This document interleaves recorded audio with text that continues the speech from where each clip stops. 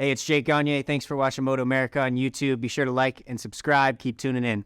Here we go, Medallia Superbike race number 2, the finale of the season. And we're away racing, and Matthew Skolt's off the line well as Jake Gagne, the number 1. He's out front right now as they get on the brakes heading into the corner. It's going to be PJ Jacobsen who takes over the early lead.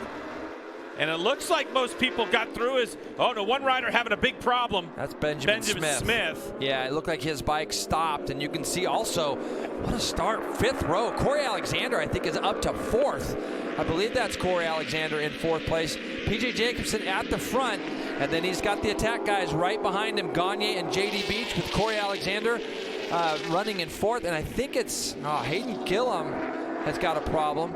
He started on a wet front and a wet and a dry. You see he's got a slick on the rear. There's Benjamin Smith, who had our problem right off the bat. Looked like his bike did something on the exit of turn 1.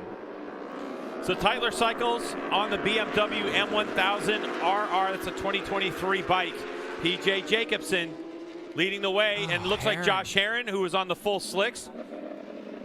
And he's whoa, he's trying to get that thing turned. That's the Warhorse HSBK Racing Ducati. Of course, that livery, as you see, the front of that bike smashed up. That's the Mount Airy Casino Resort Spa in the Poconos. That's a bummer.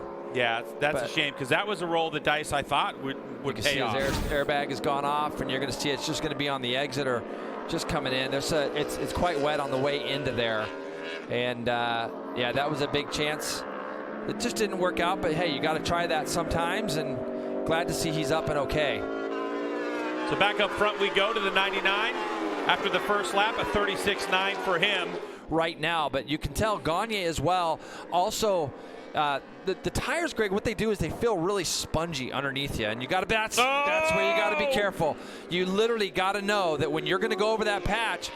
Yeah, Corey got his knee on the ground, like it slammed on the ground. You can see from these two riders, both Alpine Stars riders, it looked like JD Beach. Yeah, he gets by his teammate, but you can see those extra large knee pucks they have for these conditions. Normally, the knee puck they use is about half the thickness, and they're not really getting him down on the ground, but Corey slammed it down. Going to complete another lap. It'll be 11 laps to go in Medallia Superbike race number 2 from NJMP, and that BMW is a fast one, and Corey Alexander takes advantage of a superior drive and horsepower on the front straightaway and makes the pass into 3rd.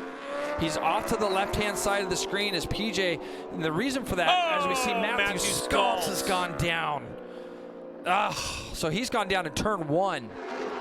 Oh, sorry, Jay, let's go to look at Skoltz real quick. Yeah, I told you had to run down the center of the track, and you can see as soon as the bike goes through the water, there's just still enough water on that rear tire that it snaps that slick sideways, Greg, and that's a big one for Matthew.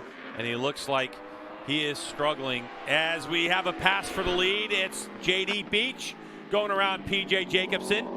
So all of a sudden, the fresh and lean progressive Yamaha fill-in rider of JD Beach takes to the point. But we'll see when they come on the straightaway again around that patch. The normal race line is to go right on the inside on a Medallia Superbike. Here's another battle for 8th place, Jay. Yeah, really good to see Nolan Lampkin up here battling with Bobby Fong.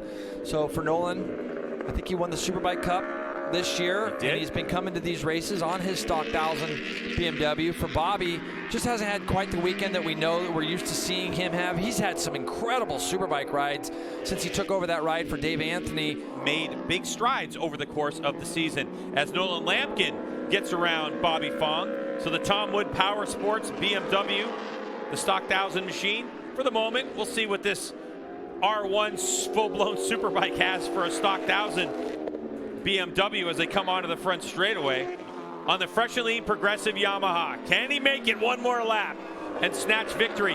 PJ Jacobsen has had a very solid, lonely ride, though, back there in 2nd place.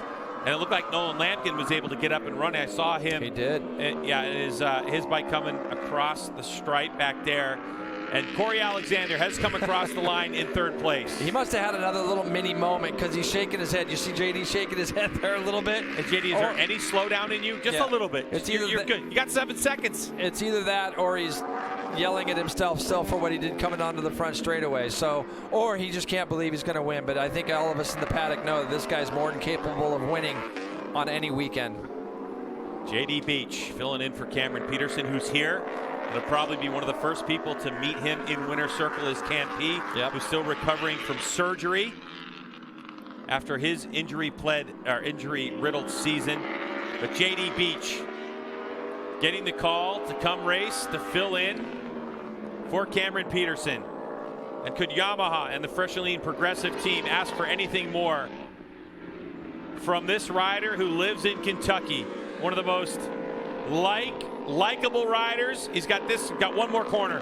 His foot's come off the peg a couple times. Maybe roll out of it just a smidge. He's pumped. Yeah, he's getting it done. So one more corner to go for JD Beach. Stands it upright on the gas.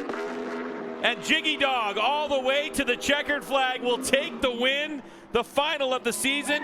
Here comes the Tyler Cycles BMW 99 PJ Jacobsen in second.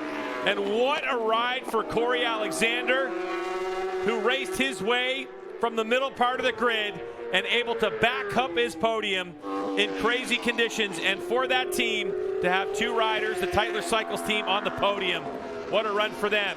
And a pair of Vision Wheel M4X Star Suzukis. As Jake Gagne goes across the stripe, it'll be Escalante gets beaten by Brandon Posh. Posh goes 5, Escalante goes 6. Hey, you got to just always, it's just all these little things just add up. Well, and it's really one of those things where, you could look at data, you could do all this stuff, but basically whatever gives the rider confidence is what's going to be the right way to go, isn't it? Yeah. Simple. And the thing is, like I said, giving that right feedback, and that's hard to do, especially for young. I think that's why you see a lot of guys with coaches now. What a great run for him. Really good. He was in that mix, but he ends up in 7th place.